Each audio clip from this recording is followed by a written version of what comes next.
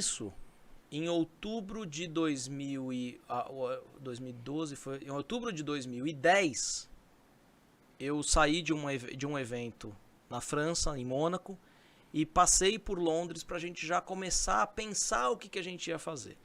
E dentro do táxi, eu olhei pro meu chefe que estava do meu lado e falei assim, pô, tá vendo esse ônibus aqui de 2 andares?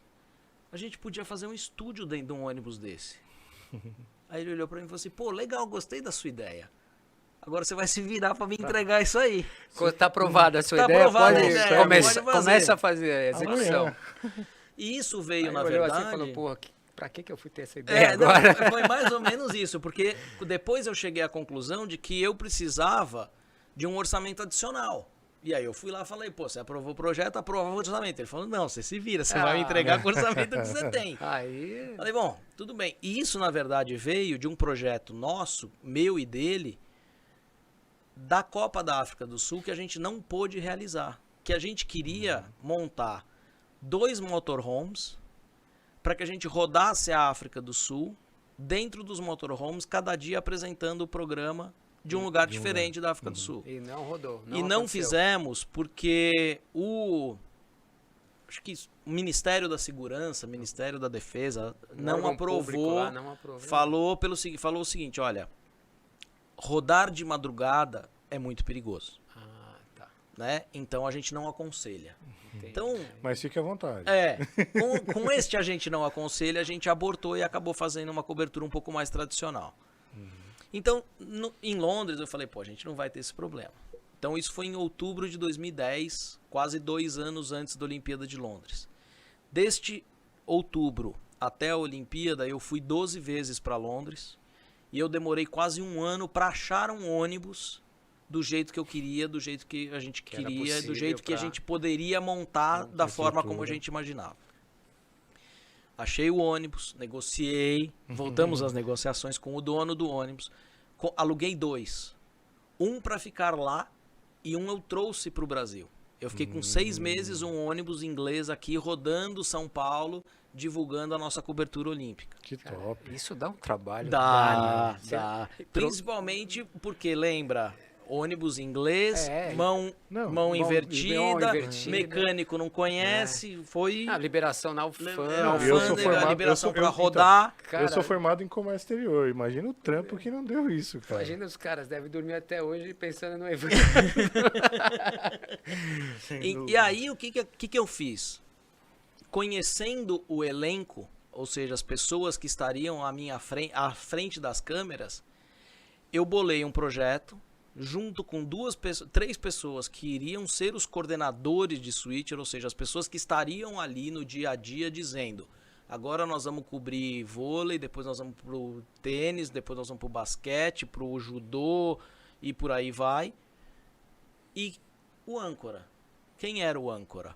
O Elia Júnior. Então, eu já vinha trabalhando com o Elia há muitos anos. Eu sabia como o Elia gostava de trabalhar.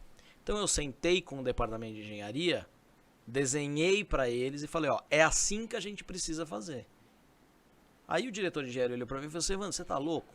Eu falei, por quê? Ele falou, porque isso daí vai ter um custo, fazer deste jeito vai ter um custo adicional de 20, 30 mil dólares. Eu falei, não tem problema.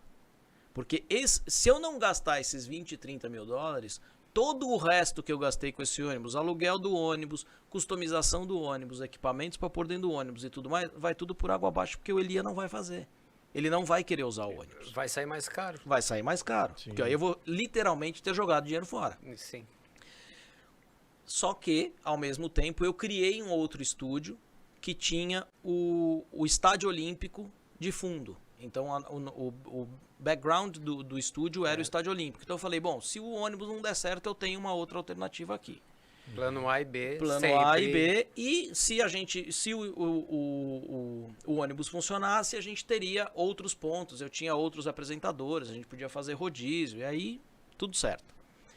Primeiro dia de transmissão, o Elia Júnior vai. E, obviamente, o departamento de engenharia não fez o que eu pedi. Em meia hora que o Elia estava no ar, ele me ligou, me xingou. Ah, Evandro, não deu certo. Eu falei, calma, Elia. Pode, xinga, à vontade. Eu falei, então vamos fazer o seguinte, olha só. Eu te conheço, a gente trabalha junto há 8 anos. E o que está montado não é o que eu pedi para montar. Então você vai fazer o seguinte. Você vai me dar 24 horas para corrigir. Amanhã você vai voltar para o ônibus. E se não tiver do jeito que você quer, você não vai mais para o ônibus. Você vai ficar no estúdio aqui o resto da Olimpíada. Falou. Ok. Tá bom. Ok. Que audácia. 24 horas, tudo bem. Chamei a turma da engenharia. Falei, ó, eu planejei isso durante 2 anos. Tira essa roupa preta agora. Foram 2 anos de planejamento.